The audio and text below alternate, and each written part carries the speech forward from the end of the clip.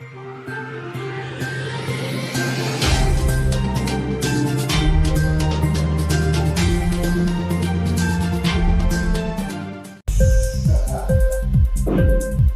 TV prime time news కి స్వాగతం.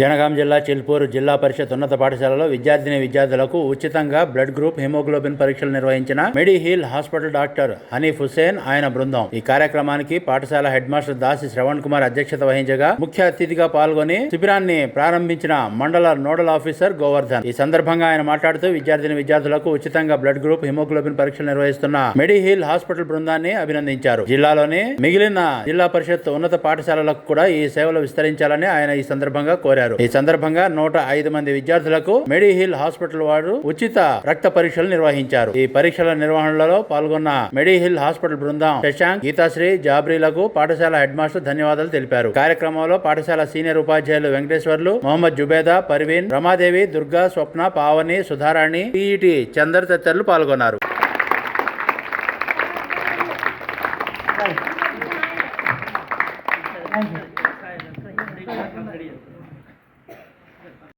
Extend కాలేదు ఇంకా.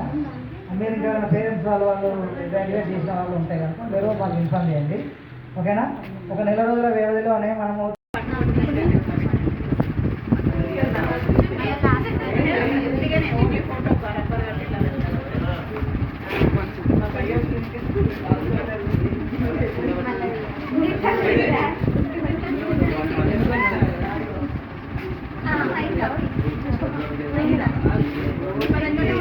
ముఖ్యంగా మన మేడం గారు పాఠశాల పిల్లలకు వాళ్ళ రక్త వర్గీకరణ, తర్వాత హిమోగ్లోబిన్ పర్సంటేజ్ ఉంటున్నది అనే ఒక కార్యక్రమం తీసుకోవడం అనేది చాలా మంచి నిర్ణయం. వాస్తవంగా ఇది ఒక సేవా కార్యక్రమం. మరి ఆ సేవా గుణం కలిగి ఉండడం అనేది చాలా గొప్ప విషయం. వ్యక్తికి మనం ఆరోగ్యపరమైన సలహాలు కానీ సహాయం కానీ చేయడం, ముఖ్యంగా మన మేడం గారు పాఠశాల పిల్లలకు వాళ్ళ రక్త వర్గీకరణ, తర్వాత హిమోగ్లోబిన్ పర్సంటేజ్ ఉంటున్నది అనే ఒక కార్యక్రమం తీసుకోవడం అనేది చాలా మంచి నిర్ణయం. వాస్తవంగా ఇది ఒక సేవా కార్యక్రమం. మరి ఆ సేవా గుణం కలిగి ఉండడం అనేది చాలా గొప్ప విషయం.